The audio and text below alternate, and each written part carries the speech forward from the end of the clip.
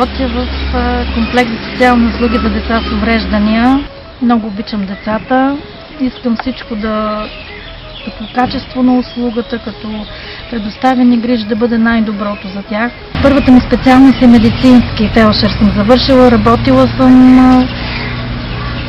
Насочих се в последствие към социалните услуги и социалната работа. Свързана съм от 13 години, работя в тази система. Харесва ми и мисля, че това е мястото, в което мога най-добре да се реализирам. Сферата, в която работя в момента, е образование.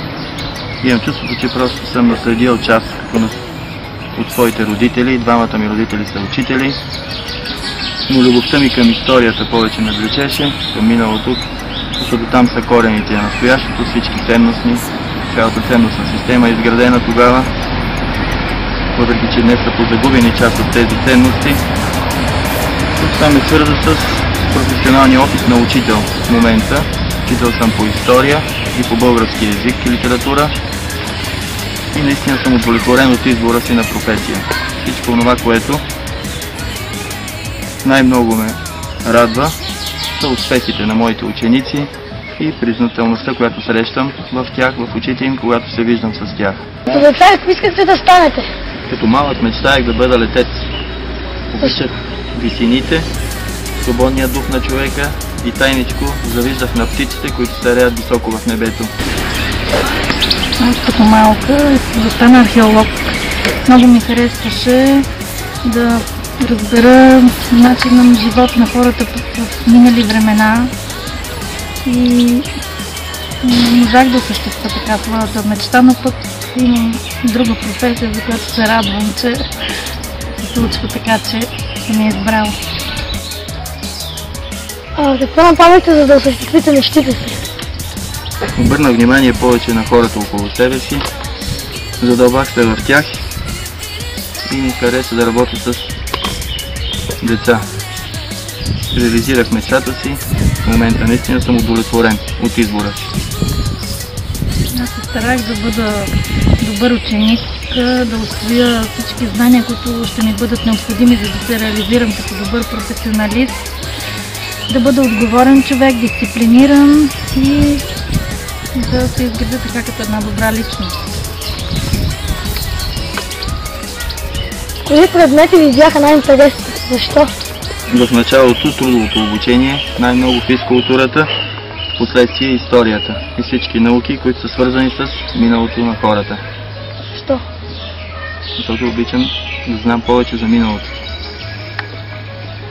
Любимите ми предмети бяха литература, български език, биология. Обичах да съчинявам стихотворения, различни съчинения да пиша. Биологията ми харесваше, затова се ориентирах към първата специалност, медицинската. До момента все още имам желание да се занимавам с това. Какво обичахте да правите през свободното си време? Най-много обичах да играя навън, да съм сред природата, да плувам, да играя футбол. И това са ми любими занимания. Като малка също обичах да чета, да играя с другите деца, да се включвам в такива различни творчески занимания, допълнителни. Ако сега бяхте на моята възраст, какво бихте променили в живота си? Щях да обърна повече внимание на близките хора и на хората, които обичам. Това ми липсва. И съм пропуснал, може би, част от него, когато съм бил по-малък. Човек се учи от грешките си. Ако съм на твоята възраст, сега предполагам, че бих избрала отново пак същия път. Не съжалявам за това, което съм постигнала до момента. Всичко е въпрос на много труд и на желание да се работи, да се с близките, с семейството и най-вече децата. Обичам децата, обичам да работя с тях и затова намирам и в момента така поле за изява в дейността, в която се занимавам с деца. Коя е най-подходящата професия за мен? Първото ти да се насочиш към нея, да я искаш от сърце и с желание да я упражняваш. Нещата, когато са обичани и харесвани, тогава доставят най-много желание и удовлетворение на човек. Да. Важното е ти да го искаш и когато на теб ти харесва, да се реализираш в тази професия. Аз искам да стана лекар. А какво трябва да направя, за да се случат нещата? Част от професионалната реализация е лекарската, така че тя може най-лесно и най-полезно да ти посъветва. Да бъде най-много от полза. Трябва да си добър ученик, да усвоиш определени знания, да обичаш хората и да обичаш професията, за да можеш да бъдеш един добър специалист. Най-вече да обичаш хората, да. За да можеш да се отдадеш пълно, защото това е една от най-хуманните професии. Моята мечта е да науча английският език, да отида в Америка и там да започна да уча за лекар.